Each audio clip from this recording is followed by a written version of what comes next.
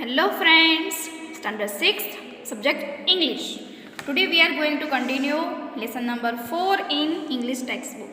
Okay, तो last time हमने ये पोएम क्लियर की थी, तो उसमें हमने बाजू का जो भाग है उसको छोड़ दिया था. What's the difference between recycling, reducing and reusing. तो रिसाइकलिंग, रिड्यूसिंग एंड रीयूजिंग तीनों के मीनिंग हमने ये पोएम में क्लियर किए थे. नेक्स्ट, व्हाट डज री मीन इन दिस वर्ड्स. री मीन्स क्या होता है? अगेन.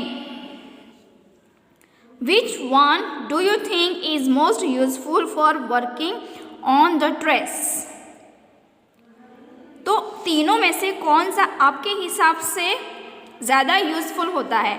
तो यहाँ पे लिखा है I think recycle is most useful because after reuse the reduce you need to recycle things.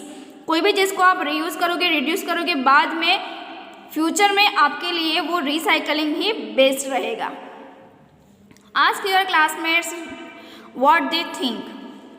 आपके क्लासमेट से पूछना है कि उनके हिसाब से कौन सा सही रहेगा, रीयूजिंग रहेगा, रिड्यूसिंग या रिसाइकलिंग. तो यहाँ पे लिखना है recycling. Most people think recycle is most useful. चलो now activity number 7. Notice that the poem follows a pattern. Poem ने एक पैटर्न फॉलो की है.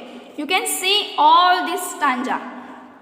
We have been working on recycling, we have been working on reducing. तो recycling, reducing and reusing ये तीनों word ही अलग अलग है. दूसरी लाइन जो है वो सेम है. थर्ड में भी ये देखो रिसाइकलिंग है, यहाँ पे रिड्यूसिंग है और रीयूजिंग. मतलब तीनों में जो सेंटेंसेस यूज किए हैं, 4 नंबर का भी सेम है. तो तीनों स्टांजा में 4 लाइन्स सेम है. तो एक पैटर्न हुई ये. The first part of each verse is the same and the second part contains instructions. Notice that instruction often start with verbs. तो आपको ये स्टांजा को नोटिस करना है और एवरी जो सेंटेंसेस है वो वर्ब के साथ स्टार्ट होता है. देखो, separate, take, don't go, use, don't buy, don't use, give. तो ये जो डोंट यूज, गिव है, बाय, गो, तो ये सारे वर्ब है. तो यहाँ पे जो कुछ एक्स्ट्रा इन्फॉर्मेशन हमें देते हैं इसके बारे में डिस्क्राइबिंग वर्ड देते हैं. तो वहाँ पे स्टार्टिंग का जो सेंटेंस है वहाँ पे स्टार्टिंग में यहाँ पे वर्ब यूज किया गया है, तो उसको आपको हाईलाइट करना है. Okay. Right and new words with new instruction. Choose recycling, reducing और रीयूजिंग फॉर योर वर्ड्स. तो आपको तीनों में से किसी 2 के बारे में एक पोएम बनानी है इन योर वर्ड्स. ओके. जिसको आती है वो बनाएंगे, जिसको नहीं आती है वो यहाँ पे स्किप कर देंगे. Now turn your page. Activity number 8. The students of one school made this list of things they have left over after a party. 30 napkins. तो स्कूल के स्टूडेंट्स ने एक पार्टी ऑर्गेनाइज की थी और उसमें कुछ सामान जो है वो वेस्ट निकला था. तो कौन कौन सा सामान है? तो ये रहा सामान का लिस्ट.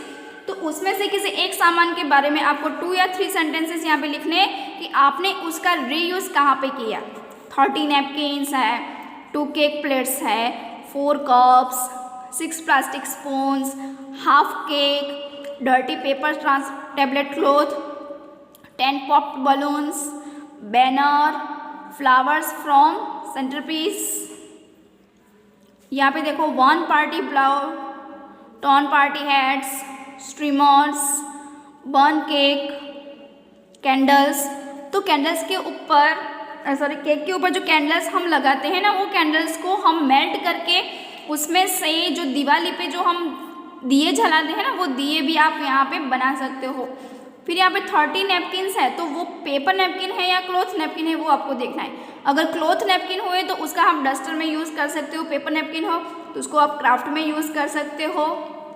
फिर हाफ केक है तो उसकी आप पेस्ट्री कट करके पेस्ट्री जैसा बना के उसको बाद में भी खाने के लिए यूज़ कर सकते हो. तो ऐसे बहुत सारे यूज़ है ये सारे. तो वो आपको यहाँ पे किसी एक के बारे में 2 या 3 सेंटेंसेस यहाँ पे लिखने हैं. आगे की एक्टिविटी हम नेक्स्ट वीडियो में क्लियर करेंगे. ओके, सो बाय.